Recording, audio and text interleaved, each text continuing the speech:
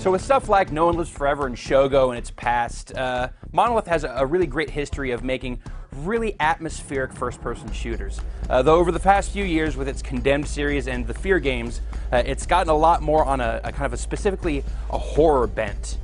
This trend continues with Fear 2 Project Origin, which has the same sort of mix of high-tech firefights and crazy, scare-your-pants hallucination stuff as its forebear did. It's maybe not as tactical a game as the first Fear was, but it's a great-looking game, it's got a whole lot of atmosphere, and it's also just a really fun ride.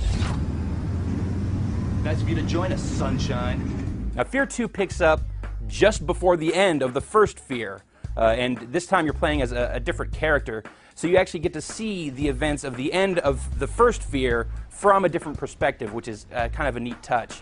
For the most part, the game is all about you hunting down Alma, the crazy teenage, psychokinetic young girl who just goes nuts and goes after everyone involved in the Armacham Corporation, this business that went about torturing her for most of her life.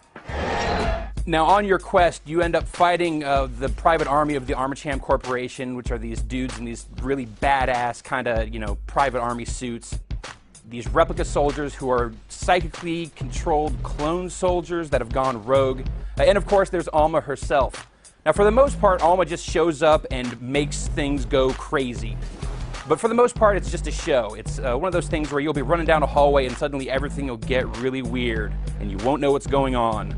But then it'll snap back and you're just back into the game. It's kind of window dressing, but it's really good window dressing. It really helps establish the kind of uneasy atmosphere that Fear is all about. It's been in there for 12 years, floating in darkness. The first Fear was all about kind of the fear of the unknown. All this crazy stuff was happening and you had no idea why.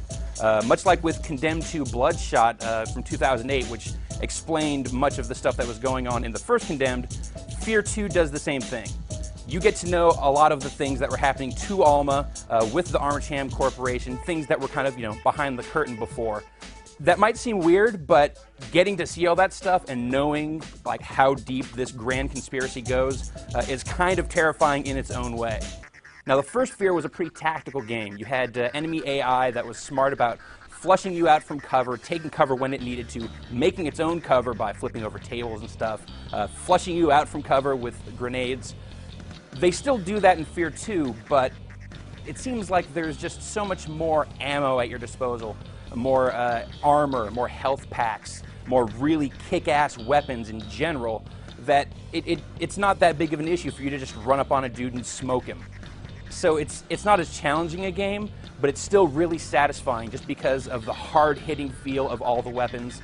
And there are also just a lot of great set pieces in Fear 2 as well. One of the best examples is there's a couple sequences where you get to pilot these huge mech suits, which you've kind of been running away from for most of the game up to this point.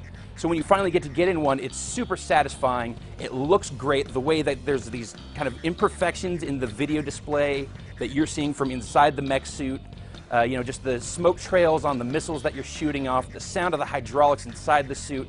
It's a really fun ride. Fear 2 also an incredibly linear game.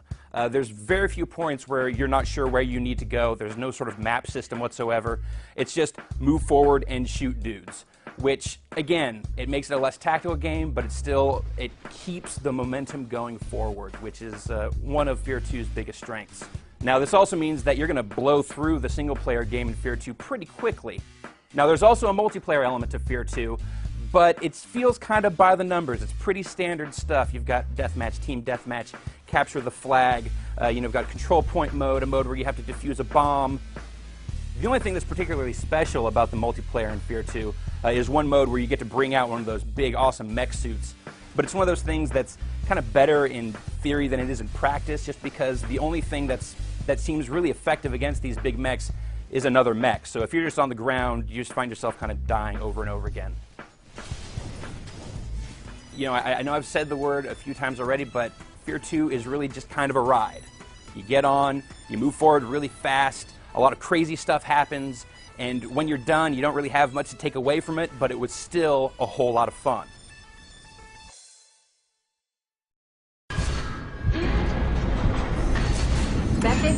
check your visor calibration.